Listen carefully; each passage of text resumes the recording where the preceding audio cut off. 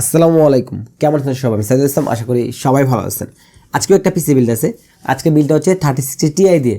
শুরুতে জিপিউর কথা কেন বললাম, কারণ আপনারা দেখছেন টাইটেলে মানে 1,15,000 টাকা। তো আমার যে টোটাল বাজেট 58,000 টাকার মতো হচ্ছে, 58,000 টাকার মতো না, 58,000 টাকা হচ্ছে আমার জিপিউর দামে, মানে একদম বরাবর 50%। তো এই বিলটা হচ্ছে আপনি জিপিউ ছাড়া যদি হিসাব করেন তাহলে 58,000 টাকা। এখন এটাও একটা সুবিধা, এই কথাটা কেন বলি, কারণ সবাই কিন্তু সেম জিপিউতে বিল্ড করে না, দেখা যায় কনফিগারেশন সেম রাখে, জিপিউটা তার বাজেট প্লাস কাজের ধরন অনুযায়ী হাই বা লো করে নেয়। তো 58,000 টাকার বিল্ড, এবার হচ্ছে আপনার জিপিউটা আপনি আপনার মানে চাহিদা অনুযায়ী প্লাস হচ্ছে সাধ্য অনুযায়ী অ্যাড করে নেবেন, এটা ভাবতে পারেন। আর লাস্ট বিল ছিল 74,000 টাকা। ওই বিল্ডের যে প্রসেসরটা ইউজ করছি ওই প্রসেসর সেম, বাট আনফর্চুনেটলি এখন প্রাইস বেশি।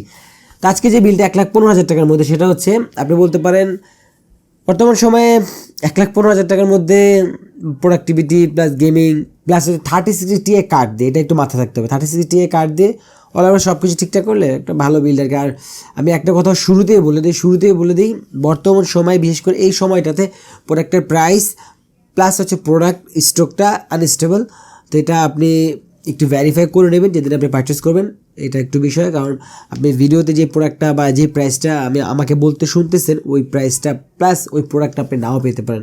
এটা আমার মনে হয় একটু অল্টারনেটিভ জিনিসটা একটা ভালো হয়, বিশেষ করে যারা হচ্ছে এখন বর্তমানে মাদারবোর্ডটা একটু চুজি মাদারবোর্ড থাকে না, যে না আমার এই মাদারবোর্ডটাই বেশি পছন্দ, এবং আপনি যদি জানেন যে এই বোর্ডটা মার্কেটে শর্ট থাকার সম্ভাবনা আছে, আমার মনে হয় আপনার একটা দুইটা অল্টারনেটিভ থাকলে ভালো হয়।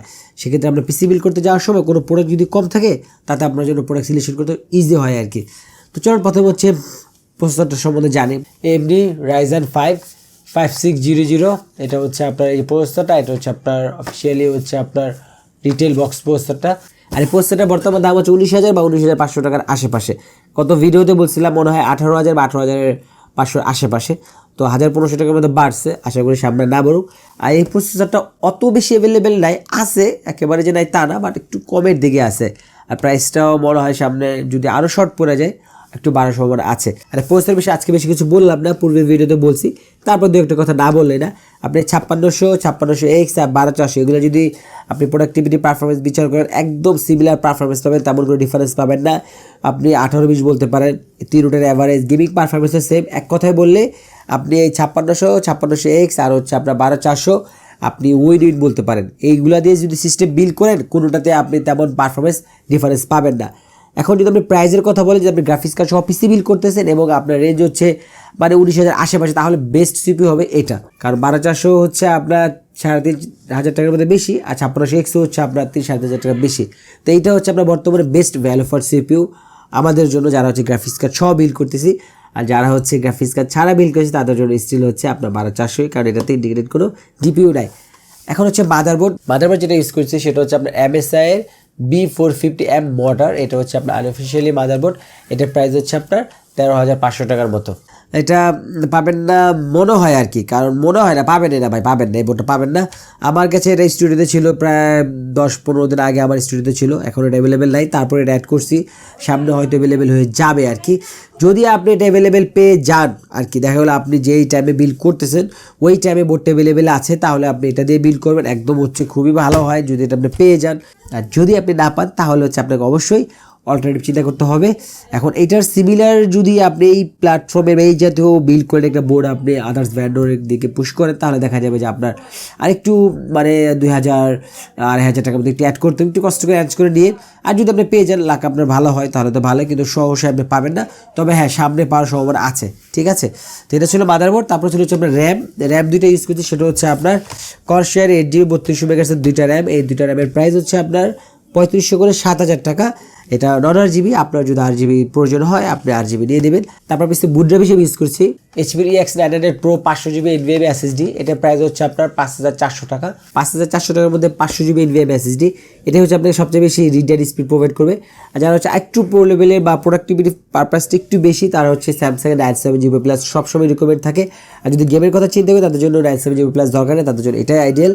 তো আবার একই কথা, যদি আপনার প্রোডাক্টিভিটি পারপাসটা বেশি ফোকাস হয় এবং পারফরমেন্সটা একটু বেটার দরকার হয়, এই পিসিটাকে একটু টুইক করতে চান ফর বেটার পারফরমেন্স, তাহলে আপনার অবশ্যই হচ্ছে 970GB প্লাস যাবেন।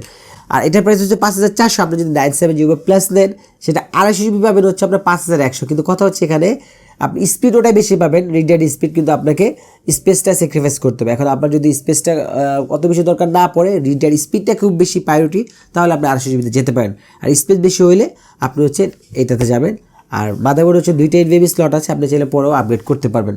আর হ্যাঁ, আমাদের বোর্ড কিন্তু আজকে হচ্ছে 55 আর প্রসেসর হচ্ছে আপনার Gen 4, তো আপনি চাইলে ডাইরেক্টলি প্রো ইউজ করতে পারবেন, যেটা হচ্ছে আগের পিসিতে আমরা 5600 ইউজ করছি, বাট মাদারবোর্ড ছিল 450, তাই হচ্ছে ডাইরেক্টলি প্রো আমরা ইউজ করে কোনো ফায়দা নিতে পারবো না। তো এই বিল্ডে আপনি যদি আরও বেটার স্পিড চান, চাইলে হচ্ছে Gen 4 nvmeগুলো অ্যাড করতে পারেন, বাট Gen 4 nvmeগুলো খুব প্রাইস আর কি। তারপরে ছিল হচ্ছে যেটা মোস্ট আর কি প্রাইজে এই বিল্ডে আর কি, সেটা হচ্ছে আপনার জিপিইউ PNY ব্র্যান্ডের accelerate variant GeForce RTX 1660 Ti 8GB। এই জিপির প্রাইস হচ্ছে আপনার 58,000 টাকার আশেপাশে। এখন এটা যে 58,000 টাকা হবে এরকম না, দেখা গেলো আপনি যেদিন পিসি বিল করতে গেছেন এর দাম হয়েছে 59,000 টাকা বা 2,000 বেশি। আবার এরকম হতে পারে যেদিন পিসি বিল করতে গেছেন আপনার এই কার্ড অ্যাভেলেবেল অন্য অন্য ব্র্যান্ডে চলে আসছে, ওটা প্রাইস হয়ে গেলো আপনার 57,000 বা আরও 500-1000 কম। এখন এই প্রাইসগুলো না এখন এই মুহূর্তে একদম ফিক্সড থাকে না, কখনোই থাকে না। জিপির প্রাইসগুলো বিশেষ করে মোট কথা শুধু জিপিউ না, সবগুলোর প্রাইসে না প্রোডাক্ট অ্যাভেলেবিলিটির হচ্ছে ডিপেন্ড করে আর কি। আজকে বিলটা পার্সেল হচ্ছে ডিপকুলের DA700 80+ ব্রঞ্জ সার্টিফাইড 5 বছর ওয়ারেন্টি। এই পার্সেলের চয়েসের কারণ হচ্ছে এটার প্রাইস হচ্ছে 4,900 টাকা। তো 4,900 টাকার মধ্যে 700 ওয়াট 80+ ব্রঞ্জ সার্টিফাইড 5 বছর ওয়ারেন্টি, খুবই ভালো একটা ডিল, বিশেষ করে এই কার্ডটার জন্য। ফর ভ্যালু ফর মানি কথা যদি চিন্তা করেন, আমাদের কার্ডটি রিকমেন্ড করা হচ্ছে 650 ওয়াট, কিন্তু আমি বলবো অ্যাটলিস্ট 50 ওয়াট বা 100 ওয়াট বাড়িয়ে নিতে পারলে ভালো। আর এটার সাথে এটা খুবই ভালোভাবে যাবে, কারণ হচ্ছে অলরেডি আপনার একদম 2টা মানে কম্বো আর কি। এই পার্স কম্বোটা বলতে আবার ভাইবেন যে কম্বো প্যাকেজ, মানে 36 Ti PNY এই কার্ডটা এবং ডিপকুলের এই পার্সেলে দিয়ে কয়েকটা দেওয়া হয়েছে। এবং তাদেরকে আমি বলছি যদি কোনো প্রবলেম হয় আমাকে অবশ্যই জানাবেন, কারণ আমি এই ফিডব্যাকগুলো নেওয়ার চেষ্টা করি। দেখা গেলো একটা বিল্ড আমি করলাম, এই বিল্ডে একটা কম্পোনেন্ট একটা প্রবলেম হয়েছে বা এই কম্বোটা বা এই পেয়ারটা ভালো হয় নাই, তাতে তো আমার একটা অভিজ্ঞতা হলো। তাহলে নেক্সট ডে বিলগুলোতে এই জিনিসটা করা হয় না, ওনাকে সমাধান দিয়ে দেওয়া হয়। তো ওনাদের মধ্যে হচ্ছে দুজন হচ্ছে প্রফেশনাল ছিল, একজন ভিডিও রেন্ডার করবো, কবে স্টেজ দিলে বোঝা যাবে না, আমি কবে আপনি রেন্ডার দিলে এমনি স্টেজ হয়ে যাবো। তো ওনারা ইউজ করতেছে, কোনো প্রবলেম নেই এবং ইজিলি চালানো যায়। তো আমি সবসময় বলবো আপনার 3060 বা TI BI এই জাতীয় কার্ডগুলো নিলে 50 ওয়াট বা 100 ওয়াট বাইরে নিতে পারলে ভালো, বিশেষ করে TI কার্ডগুলো। একটা কেসের কথা বলি, এক ভাই ছিল, ওরা ছিল রক সিরিজের কার্ড, তো ওরা হচ্ছে 650 ওয়াট পাওয়ার সাপ্লাই ছিল। আমি বলছিলাম যে ভাইটা আমার ঝামেলা করতে পারে, বলছে না আবার চলবে, সমস্যা না, আমার তো চালায়। তো দেখা যায় ওর বেশ অনেকদিন পরে চেঞ্জ করতে আসছে, কিন্তু ওর সমস্যা কী, তো পিসি ঠিকভাবে চলতো, কোনো সমস্যা নেই, কিন্তু দেখা যায় কার্ডটা তো লোড পড়লে বা একটু স্ট্রেস বা একটু হেভি কাজ পড়লে হচ্ছে আপনার বেশিটা মানে রিস্টার্ট নিয়ে নিত, অফ হয়ে যেত। পরবর্তীতে উনি হচ্ছে 750 ওয়াট একটা গোল্ড সার্টিফিকেট পার্সেল লেগেছে, এখন রিল্যাক্স চালাইতেছে। তো জিপির জন্য পার্সেল ক্যালকুলেশন আমরা অনেক সময় ভুল করি, দেখা যায় অনেকে বন্ধু-বান্ধব থাকে বলে যে ওর পিসিতে 36 Ti এত ওয়াট চলতেছে বা অন্য একটা মডেলের কার্ড এত ওয়াট চলতেছে, আমারটা এত ওয়াট চলবো। বিষয়টা হচ্ছে কি, ঠিক আছে ওর মডেল আপনার মডেল সেম, জিপিউর হচ্ছে মডেলটা সেম, কিন্তু সেম ভ্যান্ডরের কার্ড কিনা, সেম ভ্যারিয়েন্টের কার্ড কিনা। এই 36 Ti কিন্তু ভাই অনেক ব্র্যান্ডের অনেক মডেল আছে, সব ব্র্যান্ডের মডেল সব মডেল কিন্তু এক পাওয়ার কনজাম্পশন করে না। এখন 36 Ti যেগুলো কিন্তু ধর মনে করেন যে আপনার একটু ফ্ল্যাগশিপ টাইপের ট্রিপল স্লটের কার্ডগুলা, রক্সিজের কার্ডগুলা বা MSI সুপ্রিম কার্ডগুলা, এগুলো কিন্তু এমনিতে আপনি কার্ড দেখলে বুঝতে পারবেন, তো ওরা সাথে মিলাইলে তো হইব না।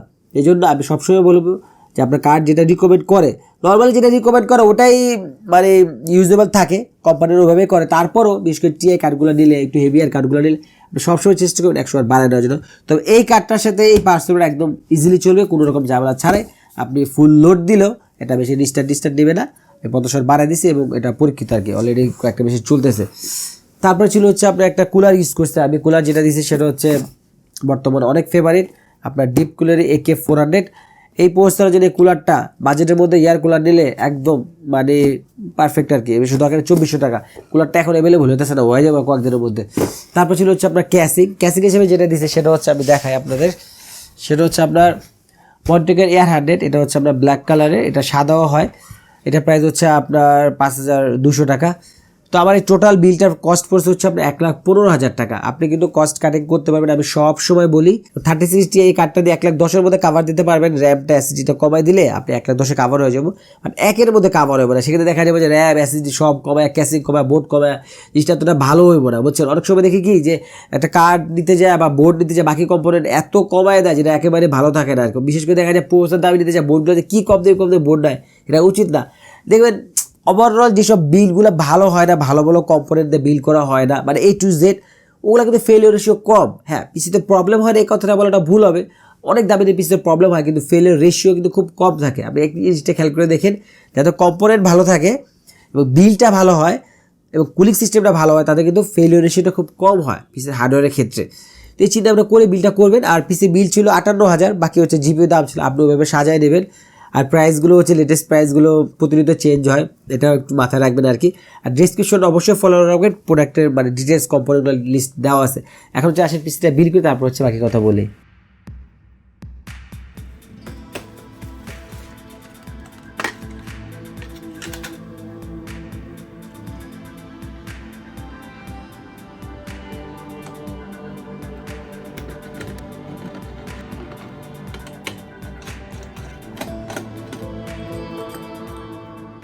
আর এই কথাটা আমি আগের ভিডিওতে বলছি, আবারও বলতেছি, যারা হচ্ছে 55 মডেলতে পিসি বিল করবেন, এই যে দেখেন এখানে এনভিএমই যে স্ক্রুটা মাউন্ট করার জন্য এখানে একটা এক্সট্রা দেওয়া আছে, ওই যে ছোটো এনভিএমির জন্য। তো আমরা তো হচ্ছে বড়টা লাগাইতেছি, তাই না?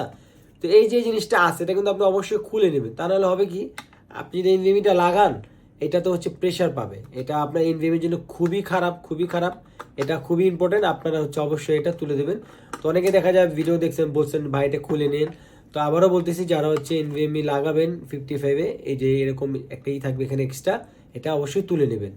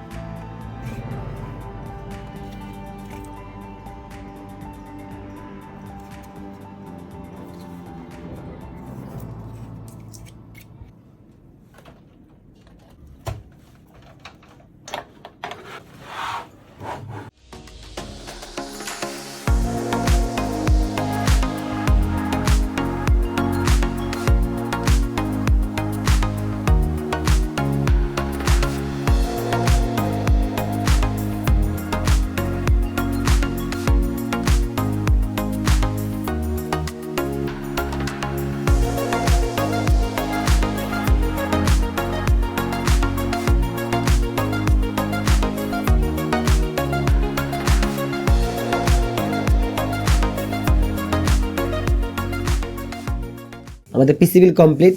তো বিলটা দেখার পরে সর্বপ্রথম যেটা বলবো সেটা হচ্ছে খুব ভালো একটা বিল্ড। ওভারঅল যদি বিবেচনা করি 1,15,000 টাকার মধ্যে, কারণ আমাদের তো কার্ডে অলরেডি 58,000 টাকা চলে গেছে, বাকি থেকে 58,000 টাকা। তো সব কিছু মিলে মোবো, চেসিস, কুলার এবং বিল্ডের যে বাকি কম্পোনেন্টগুলা সব কিছু মিলে যদি বলি খুবই ভালো একটা বিল্ড। এবং এটা হচ্ছে মাইক্রো ATX-এ করা একটা কম্প্যাক্ট সাইজ। অনেকে মাইক্রো ATX পছন্দ করেন, যারা হচ্ছে একটু স্পেস কম থাকে বা ক্যারিংয়ের দরকার পড়ে আর কি, তাদের জন্য মাইক্রো ATX-এ ভালো। একটা কথা বলে অনেকে আমাকে বলছেন যে ভাই ATX আর মাইক্রো ATX নিয়ে পারফরমেন্সে কোনো পার্থক্য আছে কিনা। না, বিষয়টা যদি এরকম হয় যে আপনি একটা যে বোর্ড সিলেক্ট করছেন মাইক্রো ATX, ওটা কিন্তু ATX ভ্যারিয়েন্টও হয়। তো মডেল যদি সেম থাকে ATX মাইক্রো ATX আপনি কোনো ডিফারেন্স পাবেন, জাস্ট হচ্ছে আপনার কয়েকটা আইও পোর্টের ডিফারেন্স পাবেন আর হচ্ছে PCI স্লটের ডিফারেন্স পাবেন। তাছাড়া হচ্ছে বিল্ড কোয়ালিটিতে আপনি সেমই পাবেন। আর মাইক্রো ATX-এর চেসিসে মাইক্রো ATX-এ নিলে একটু কম্প্যাক্ট সাইজ হতো, মিষ্টি একটু সুন্দর লাগে। আর 1,15,000 টাকার মধ্যে বর্তমান সময়ে যদি পারফরমেন্স বেস ফোকাস করে বিল্ড করা হয়, কারণ এখানে এক্সট্রা তেমন টাকা খরচ করি নেই। কেসিংয়ে হচ্ছে আমার 5,200 টাকা গেছে এবং এটা দেওয়াই যায়। যদি একেবারে তো আর মানে নর্মাল চেসিস দেওয়া যায় না, একটু অ্যাস্থেটিকও হইলো আর ভালোও হইলো। আর তাছাড়া আর এক্সট্রা কোনো টাকা খরচ করে না। র্যামগুলো 9 GB আছে।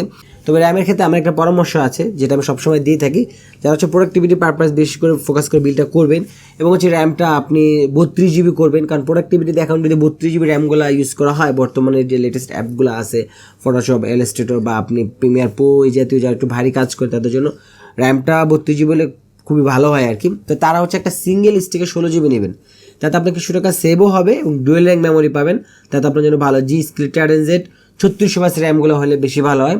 ওটার প্রাইস হচ্ছে আপনার 7,700 বা 800 টাকা, না পর একটু সম্ভাবনা আছে খুঁজে নিতে হবে, অথবা অন্য ভ্যান্ডরের আপনি 16 GB 3600 হলে ভালো হয়। প্লাস হচ্ছে এনভিএমিটা যদি আপনি প্রোডাক্টিভিটি পারপাস হয় 97 GB প্লাস 500 GB হলে সুইট স্পট হয়। কারণ আমি সবসময় একটা কথা বলি কি, প্রোডাক্টিভিটি প্লাস গেমিং এই দুইটা সেগমেন্টেরই মেন যে কম্পোনেন্টগুলো ঠিক থাকে, বাট SSD স্টোরেজের ক্ষেত্রে আর হচ্ছে আপনার র্যামটায় প্রসেসরটায় সিলেকশন একটু জাস্ট চেঞ্জ করে দিলে বা একটু টুইক করে দিলে ভালো হয়। আর যদি পারফরমেন্সের কথা বলি, প্রোডাক্টিভিটির কথা বলে আপনি ভাই 36 Ti কার্ড আছে, 16 GB র্যাম আছে, আর 5600 যে প্রসেসরটা, এটা কিন্তু আপনার মোটামুটি ভালো একটা এই রেঞ্জের, যে 19,000 আশেপাশে মিড লেভেল না, লোয়ার মিড লেভেল বলে খুবই ভালো হয়। আর যেহেতু কার্ডটা আছে, আপনি এটা একটা অ্যাডভান্টেজ পাবেন, প্রোডাক্টিভিটির যে কোনো কাজ করতে পারবেন, ফটোশপ ইলাস্ট্রেটর বলার কিছু নাই। এবার আসলে হচ্ছে ভিডিও এডিটিংয়ের কাজগুলো আপনি 1080p ভিডিওগুলো খুবই ভালোভাবেই মানে কাজ করতে পারবেন। র্যামটা 32 হলে আরও একটু মজা পাবেন আর কি। আর রেন্ডারিং টাইমটা আপনার পিসি কনফিগারেশন অনুযায়ী, প্লাস হচ্ছে আপনার যে ভিডিওটা আছে আর কি, যেই ফ্রেমে করেন ওটার উপর ডিপেন্ড করা হবে। তাছাড়া আপনি যদি লুমিয়ন, ব্লেন্ডার, 3D Max, অটোক্যাডে যারা কাজ করেন, অনেকে আছে সিভিল ইঞ্জিনিয়ার হচ্ছে বা প্রোডাক্ট মডিউল নিয়ে কাজ করেন বা ব্লেন্ডারে মকআপ তৈরি করেন, তাদের জন্য এটা ভালো হবে। আর যারা হচ্ছে নর্মাল যে ভিডিও এডিটিং বা ব্লেন্ডার এই জাতীয় কাজ করেন না, আদার্স অন্য প্ল্যাটফর্মে কাজ করে একটু ফাস্টার পিসি চান, তাদের জন্য এটা খুব ভালো। আর গেমসের কথা বলে, এটা হচ্ছে আপনার 1440p-তে যারা গেমসগুলো খেলতে চান, 70 অল এভারেজ হচ্ছে 70+ FPS খেলা যায়। 1440p আমাদের দেশে অতটা পপুলার না, কারণ আমাদের দেশে মেইনলি হচ্ছে মানে গেমিং মনিটরগুলো বেশিরভাগই 1080p থাকে।